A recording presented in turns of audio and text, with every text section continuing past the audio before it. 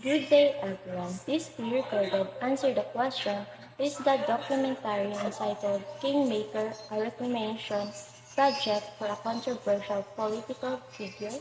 First, let me give you some idea about this. So this documentary is an in-depth exploration of the controversial life and legacy of Imelda Marcos, the former First Lady of the Philippines. This is directed by Lauren Greenfield. The film delved into a Marcos family political power, their extravagant lifestyle, and their alleged involvement in the human rights abuses and corruption during Ferdinand Marcos' authoritarian rule. This documentary views by the audience into two perceptions. First, some people believe that the documentary makes Imelda Marcos look too good and doesn't focus enough on the bad things she did when her husband was president, such as human rights abuses and corruption.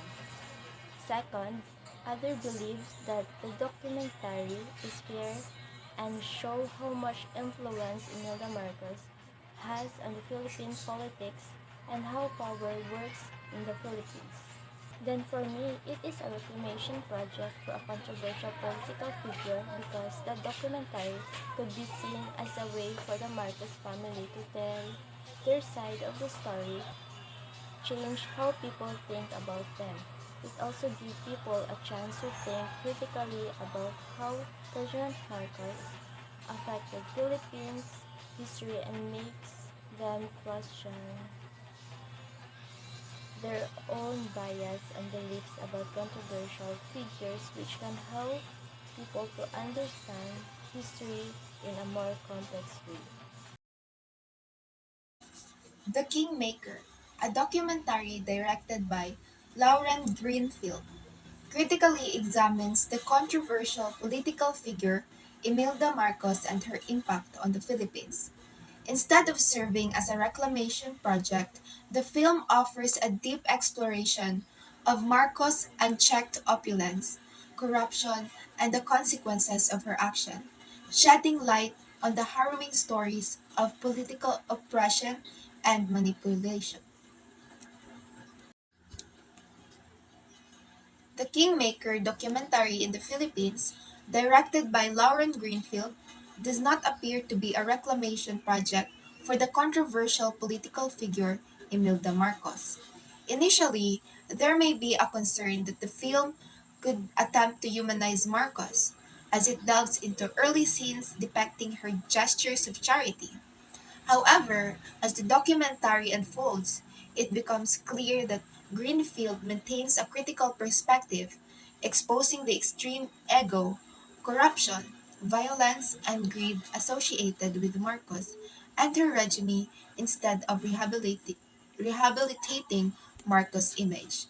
So the documentary serves as a powerful exploration of sociopathic behavior excused by wealth and privilege, providing a detailed and insightful portrait of her actions and their consequences.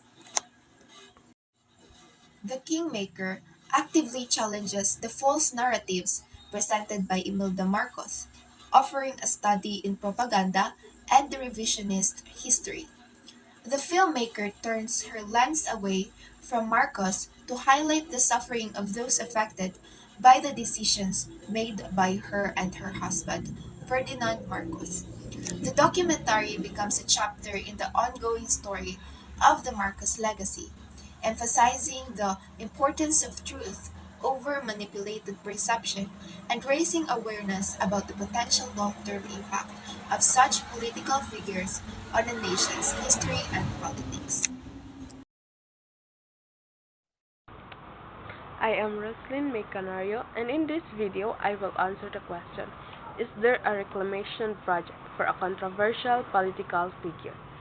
At first, it feels like an attempt to humanize Marcos, with early scenes of her throwing money at any problem, including children in a cancer ward and the poor children on the street. The film director Lauren Greenfield has said that she did not set out to make a film that would rehabilitate Imelda Marcos, but that she wanted to explore why she's still so popular in Philippines. Imelda Marcos would have been that her wealth was not only earned but good for the Philippines. She speaks early since about how far Manila has fallen from her time power. She hands out money to poor people. She laments the better times for her country under the power of her husband Ferdinand. Greenfield does allow for a bit humanizing early on as we learn about the loss of Marcos' mother at a young age and the emotional toll Ferdinand's infidelity took on her. But one can almost sense that filmmakers starting to see through Marcos' image control even in these early scenes, as she details the corruption that forced the Marcos regime to fall. So overall, the film is a complex and nuanced portrait of Imelda Marcos. It does not shy away from showing her flaws, but it also shows is why she is still a popular figure in Philippines. Thank you.